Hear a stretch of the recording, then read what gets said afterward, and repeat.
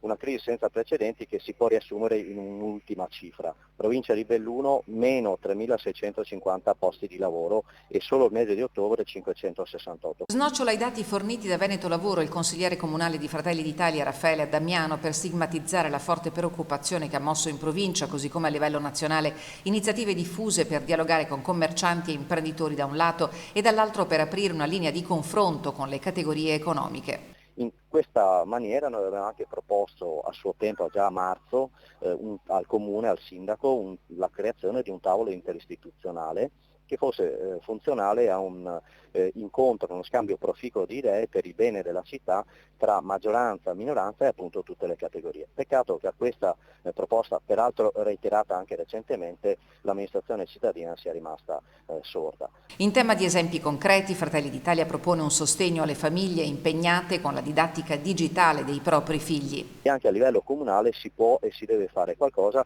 e noi abbiamo già proposto a suo tempo un'attivazione di una compensazione economica anche a fronte dei circa 3 milioni rotti di euro di avanzo libero di amministrazione che il Comune in questo momento ha.